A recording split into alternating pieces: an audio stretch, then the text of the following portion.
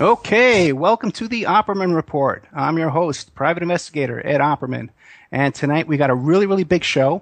It's my honor to have former Congresswoman Cynthia McKinney and former presidential candidate in our first hour. We were lucky enough to get her for the first hour, and on the second hour we're going to have Russ Dizdar, Reverend Russ Dizdar, who is a former police chaplain and a occult investigator, and we're going to be making a big announcement about a trip coming up to New York City.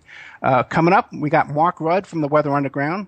We're going to have Cindy Sheehan, who's running for governor, and we have Ramona Africa from the group in Philadelphia, Pennsylvania. She's the only survivor of the group Move in Philadelphia that was firebombed. A police instigated firebombing way back in the 80s, and we're going to have her on in a couple of weeks. But our first guest tonight is Cynthia McKinney, former governor and former presidential candidate. Miss McKinney, are you there? Yes, I'm here. Just took me a minute to unmute my mic. Okay, great. Listen, I was watching this video that's on your Facebook page. It's called American Blackout, and it pretty much has it's a really good documentary about your story. But what I'd like to get from you is, before that, how'd you get into politics? Oh, I got into politics by my father, who always said, instead of begging policymakers to change the policy, just become a policymaker. And so he ran several unsuccessful campaigns. And then in 1965, the Voting Rights Act was passed, which forced changes in Georgia's election laws. And then he won.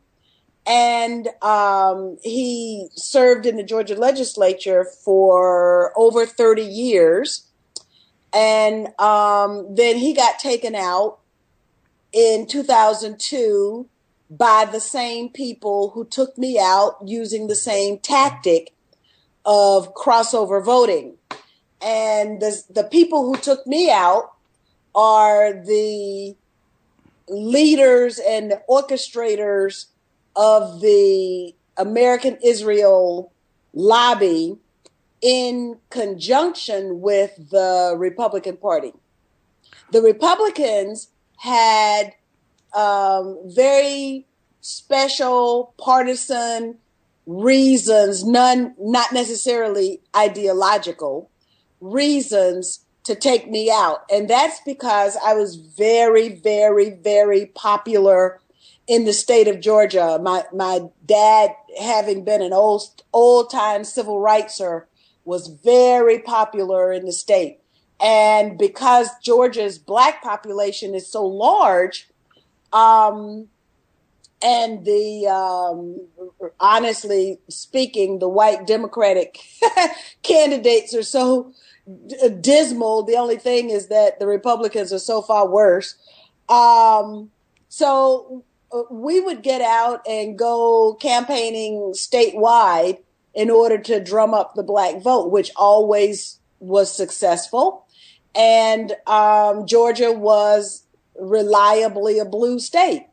But then in 2002, when my dad and I were turned on by Georgia's Democratic leadership, as well as the national Democratic leadership, then I never will forget my dad saying to the then governor, Roy Barnes, well, you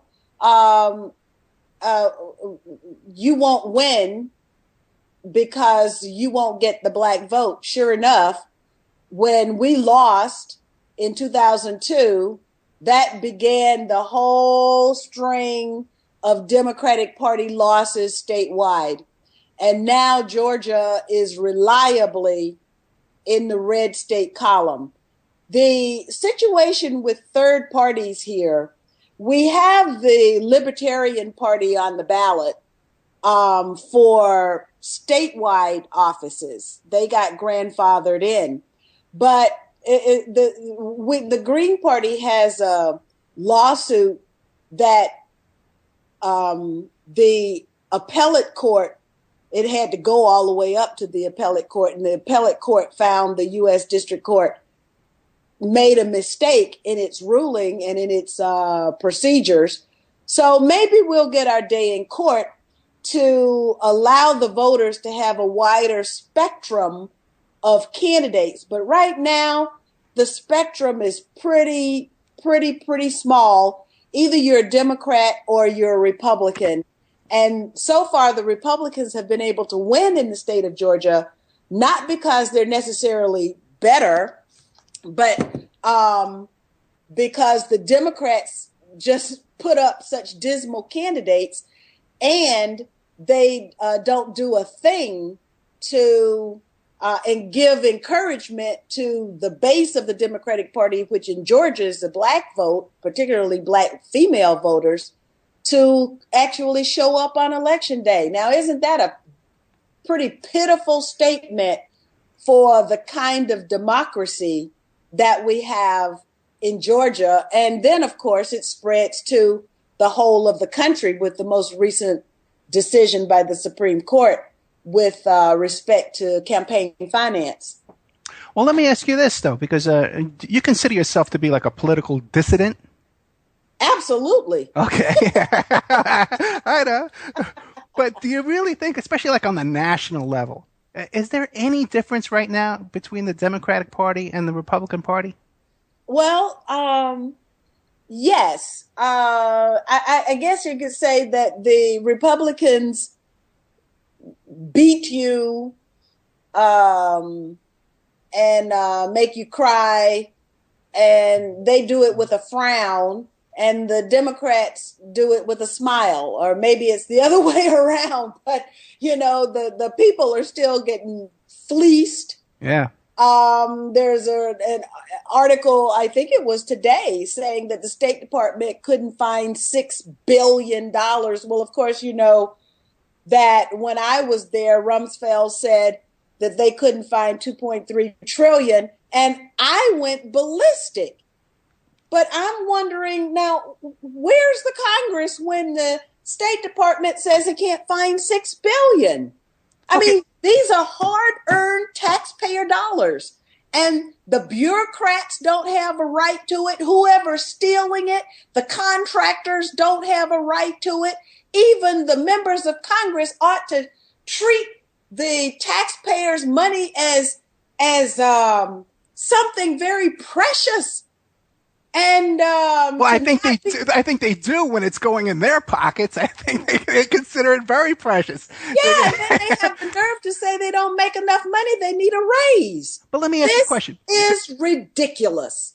Now, when you were in Congress, right, and you had the courage to speak out against these things, and you were so vocal and so intimidating that even Rumsfeld declined to be questioned by you, and he made special arrangements that he could sneak out of the hearing and invite you to a breakfast later on. Okay, but now in the halls of Congress, when you're dealing with these real hacks, these real criminals, how do they react to you? Do they come straight to you and say, like, offer you bribes as well, or how does that work?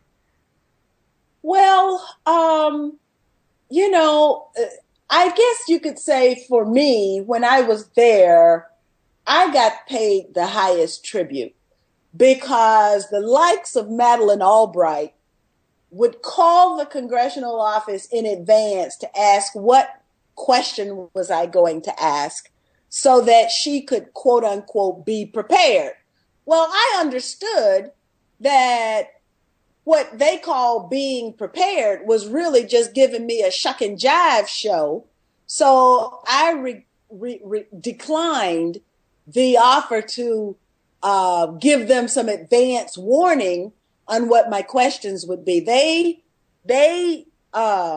hated having to come before me in committee because no one knew what questions I was going to ask. Not even my staff, because you know what? Couldn't trust them either? No, it's not that I couldn't trust them. I trusted them very well. Okay. But I did my own work. I did my own reading. I did my own research. That's why I am about to graduate from the PhD program now. I'll graduate in August. I'll have to let everybody know and send you all invitations to Yellow Springs, Ohio when I graduate. But I did my own work, which is really unheard of. So let me interrupt you again, because when I was watching this documentary today, American Blackout, and the link is up on your Cynthia McKinney Facebook page, and you were quoting these figures that were stolen from the Pentagon, it struck me, and I said, boy, look at this. This is very well researched. She must have a really good staff out there running around doing this for her. And I'm very impressed to find out now that you were actually doing this yourself. Absolutely. And in fact, that is the antithesis of what a quote unquote good member of Congress is considered to be, because really let me put it nicely and say that the less interested you are in facts and figures and policy and that sort of thing, the more highly decorated you can become in the institution. That business of policy making is better left to the staff, the bureaucracy of the Congress, and the members of Congress are just public relations tools, right? For an institution that should long ago have been reformed. Now, you were such a dissident in Congress that even the security guards at the metal detectors every day would give you a hard time. Yeah, they did that from the first day I got there, from the elevator operators to the Capitol Hill police were a different situation. I mean, from the Secret Service. One, it's true, I was younger. I was the youngest. I was among the youngest in the entire institution when I first went there. And then with me being Black and woman, that made a difference as well. So it was a generational thing with me and my colleagues, because I didn't dress the same way. I didn't wear my hair the same way. I didn't have the same look. You know how young people are generally. And so I did not seek to blend in and become indistinguishable from the walls. I stood out, and I stood out in many ways, not just by the color of my skin, the way I dressed, the flamboyancy, the charisma, whatever you call it. I had it, and it piqued an interest. Well, it also led in particular, the white male Secret Service agents at the White House and on Capitol Hill to think that I didn't belong. And so therefore, for example, I'm going to the White House, and we've been instructed to enter from a special entrance that where only the members of Congress would enter for that event. So I'm going to the White House, and I have my staffer who is driving me there in her car. She is behind the wheel. I'm sitting in the passenger seat. The Secret Service come around to my side of the car and ask me for my ID. But they never asked my white female staffer really? For her ID. That was the kind of thing that happened all the time because I was out of place. I didn't look like what they considered a member of Congress to look like. And that's because I was younger, I was Black, and I was female. That's why. If I had been maybe even a Black male, there would not have been a problem. I don't think. I don't know. But when they mistook my 20-something-year-old congressional staffer, who was a white female, for the member of Congress, that told me a lot. So that was the Secret Service. Capitol Hill was quite a different matter because the Capitol Hill police officers are required to know who the members of Congress are. They are given a book with photographs, and they're told you have to look at these photographs and you have to know who it is that you are charged with protecting. And they, as it turns out later on, on the American Blackout DVD, the journalist who shot that, he followed me for like 4 years, he interviewed Capitol Hill police officers, Black Capitol Hill police officers, who have filed probably 4 lawsuits alleging discrimination. Not a single one of them has ever had a day in court. And there's a lawsuit pending now for alleged discriminatory practices by the Capitol Hill police officers toward their fellow Black officers. Well, what happened was that a Black police officer, a group of them actually, had come to me, and I presume that they went to other members of Congress as well. And they asked, they were complaining because one of their members had used the N-word. And they wanted that member to be punished or terminated. And so I wrote a letter in support of them. Little did I know that the vendetta that was raised against me was a result of that letter, until those Black police officers who had filed the lawsuit appeared before the journalist in screen, so that so that their silhouette, right, and with their voices garbled, but they told the story about how the one who had used the N-word had been promoted and was now the counsel. So instead of, now the Capitol Hill police officers, the white ones, they would grab me, touch me, do whatever. I mean, it's just unbelievable, the treatment that I would get. The sergeant at arms would come and apologize, and this was like a routine. And then when it happened in January, it happened in February, it happened in March. And so it's intensifying. It never crossed my mind that this would be an intentional vendetta that would be exercised against me.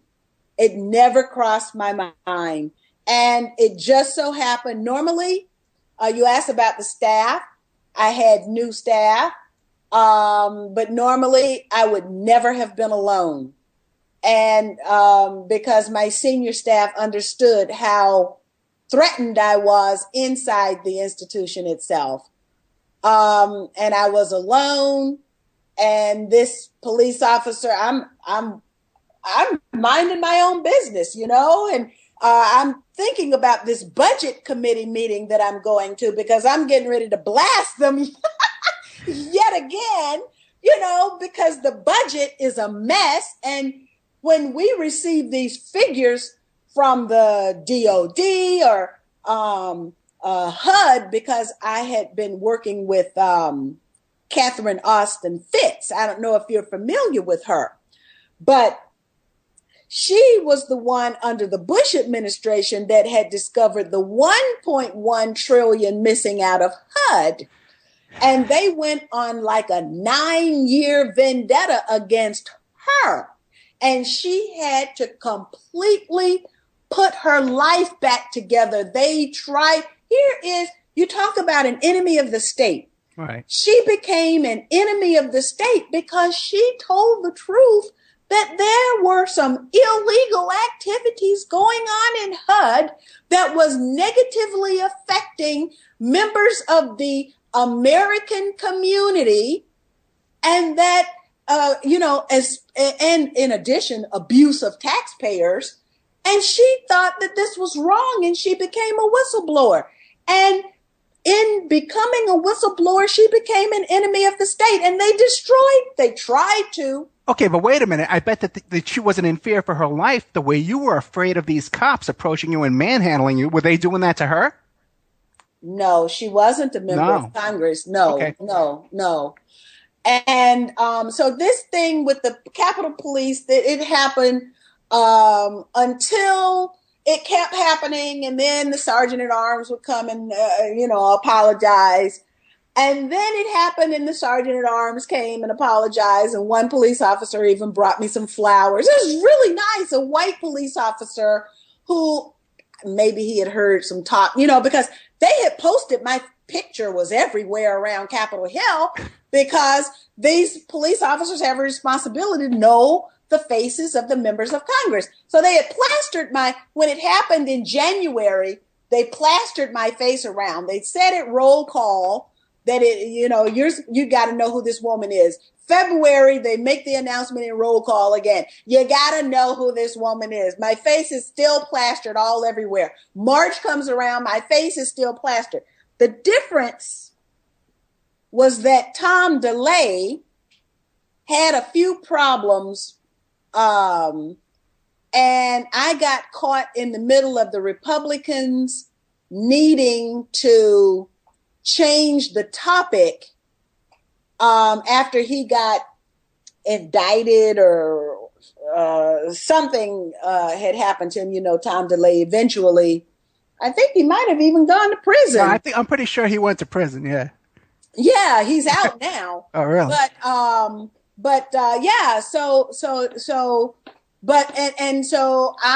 This incident where I'm just trying to go to my budget committee meeting, and this police officer comes and grabs me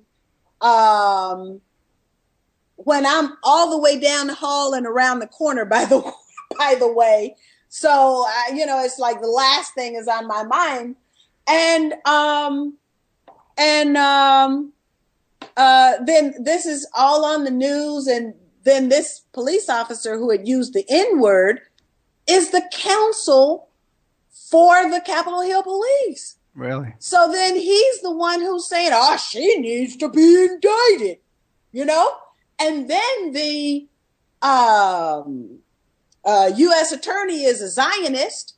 And so that means, he's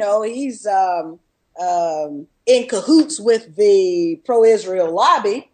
And so it's just like this confluence of events, as they say. The correlation of forces was drastically against me, and the media machine went to work and denigrated my character and my integrity and everything that you can imagine. Right, because normally the media machine would be politically correct. And like when you have a situation like a Duck Dynasty or these people make a slip of the tongue, some foolish statement or something like that.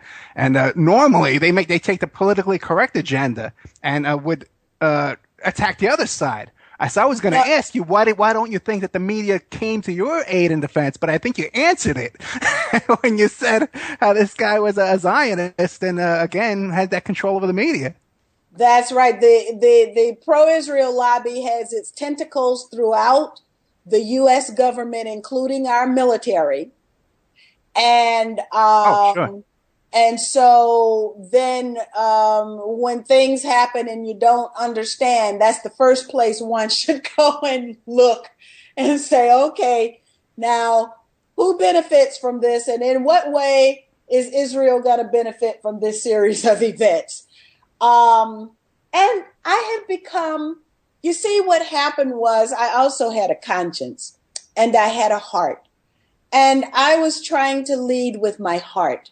I led with my heart, and I made a mistake, and I admitted that I made the mistake. The mistake happened when there was this vote on Jerusalem being the capital city of Israel. And of course, that's something that is supposed to be left to these elusive 60-year peace negotiations that never bring peace. Yeah. But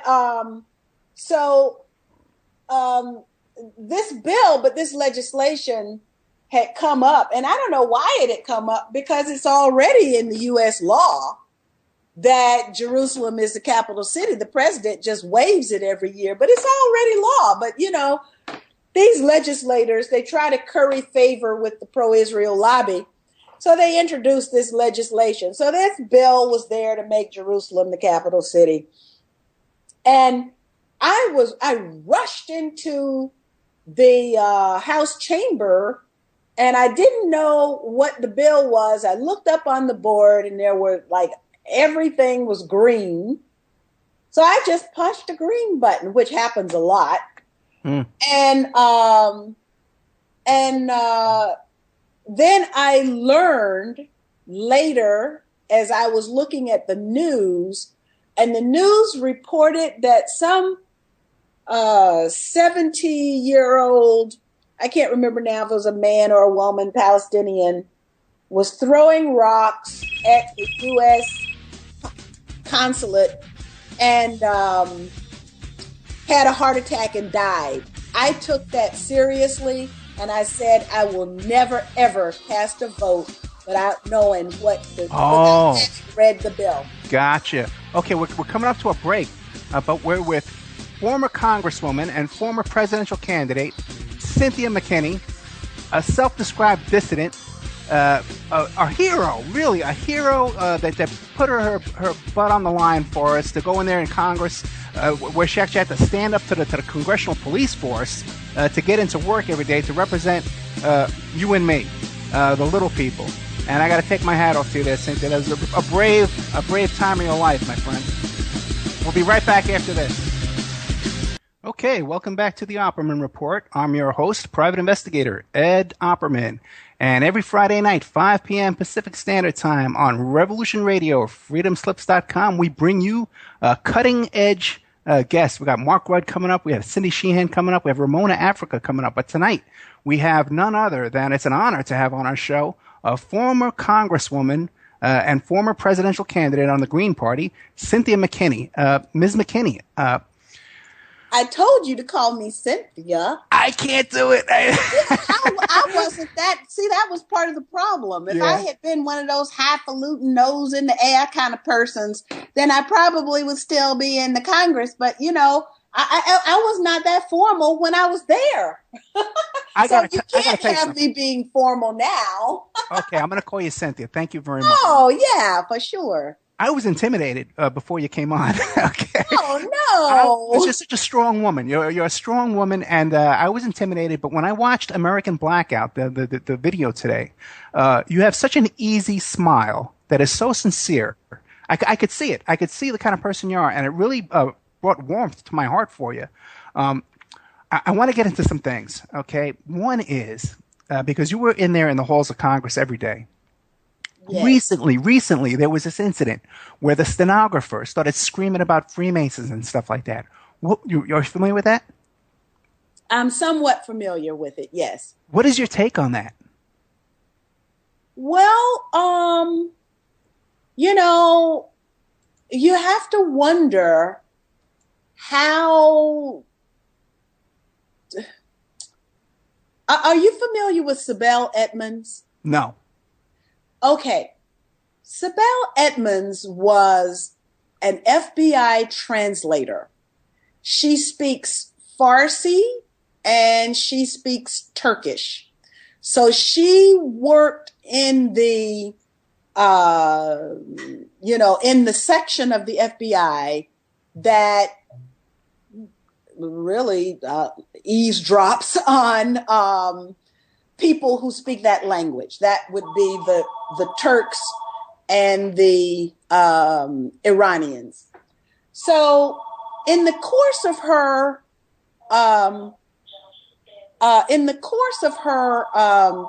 please pardon that ring, that my phone is ringing. Don't worry about it.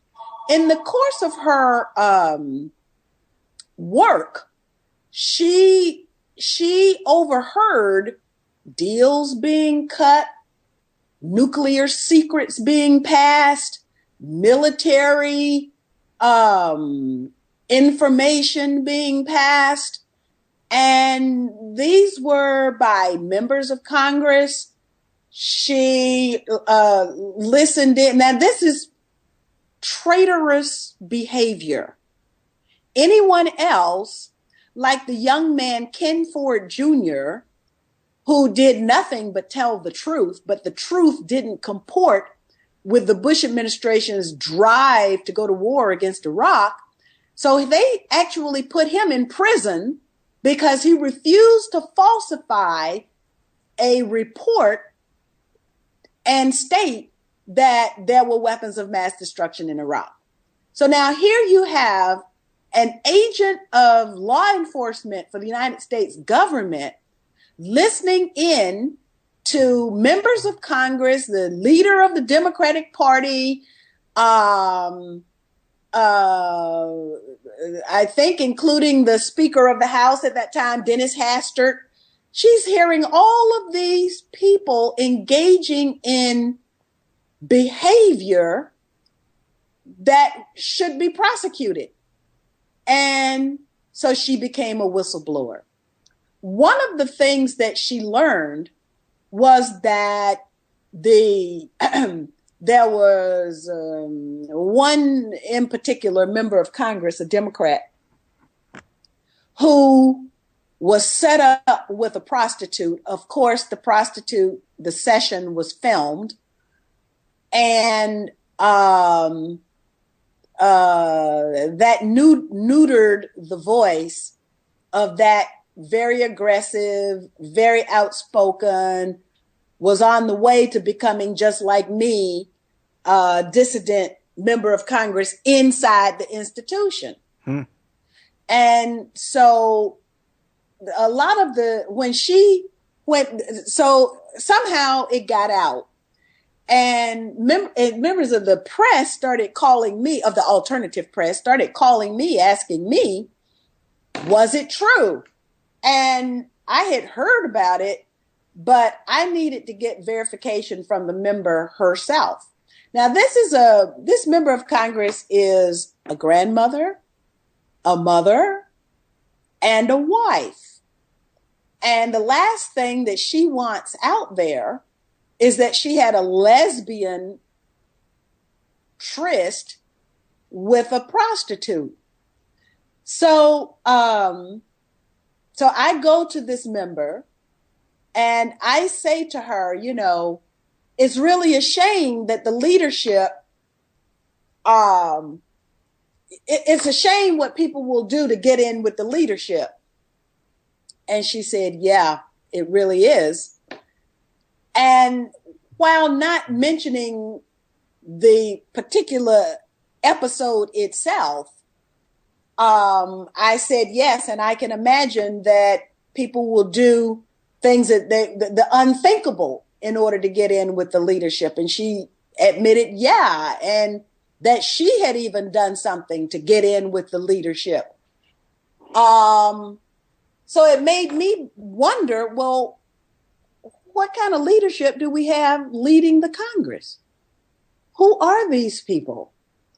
And they might start out being people like me and you, but they end up walking on the other side. And, you know, there's a song that I heard when I was in South Africa. It was written by a Pakistani living in South Africa who,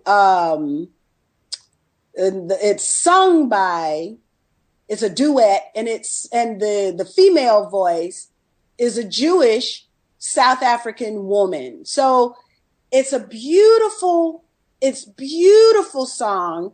And the question they ask, the title of the song is, "Who is your God?" And it made me think. My time in the Congress made me wonder, these people vote for war. They don't care about the impact of their own domestic policies or military policies on the people at large. Who do they pray to? And they have prayer breakfast, and they have the prayer every morning opening the congressional session, and they have the annual prayer breakfast, and all this prayer stuff. And who are they praying to? Well, I think that's obvious. I think, but if they're praying to Satan, okay, I don't think there's any doubt. So when this woman does this, of course, maybe it's the impact of the moment on her, that she's in this place full of powerful people who in the end are just average, ordinary folks. But, something has, the switch has flipped. And, she comes out with all of this stuff, questions that the average voter needs to be asking about their own representation. On this video, it says, on the video, American Blackout, it says, "Jesus Christ is Lord, confess and repent with your mouth, and you will be saved." What is your faith? Oh, on American Blackout, it says that? Yeah, it's the first line, yeah. Oh, I'm not familiar with that. Okay, but what is your faith? I'm just curious. Well, let's put it this way. I went to Catholic high school, elementary school. So did I. And Catholic high school. And I almost went to Catholic college, except that I met a young man out in California, and I'm from Georgia, right? And so my mother is doing everything to keep me in Georgia to go to undergrad. And I'm just drawn to go to California so I can meet this guy.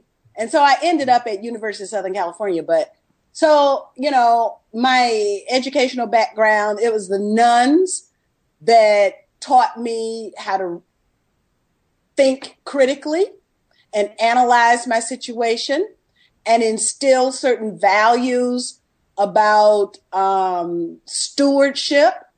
I learned all of that from the nuns. And then, of course, just like any institution, there are, what do they call, when contradictions. Sure. And so I recognized those contradictions, and that kind of led me away from, going to mass every Sunday. We had to go to, I did 12 years of going to mass every Friday in school. So I don't do that, but I do credit the Catholics with the education that was given to me. Okay, gotcha. Let me ask you this now, because we were talking before about the Israeli lobby and the influence they have over the Congress and over the military and stuff like that.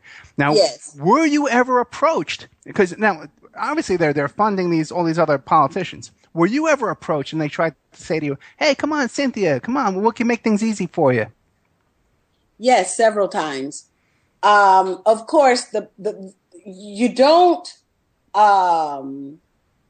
get votes in the Congress that are like 523-2 unless you're playing both sides of the game. Right. And that's what the pro-Israel lobby is very adept at. And so they get folks when they're candidates for office. So I learned my lesson. I tell the story in my book, Ain't Nothing Like Freedom. I tell the story of how I was approached. I received a fax coming through the fax machine. It's from the American Israel Public Affairs Committee at that time. I don't know what that is. I didn't even know what a Zionist is. I mean, it's just like I was really naive.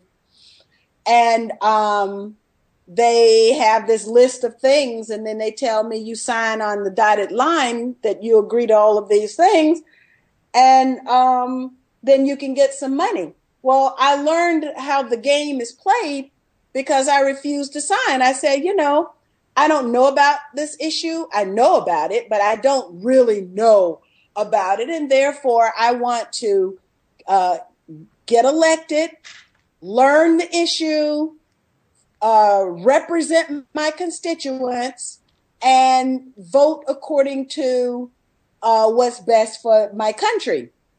That wasn't good enough for them. And so then I would get phone calls. They'd say, I want to do a fundraiser for you. And then, we'd start planning 2 weeks into the planning. Then they say, did you sign the pledge? And I said, no, I didn't sign the pledge. And then they say, I can't do the fundraiser for you.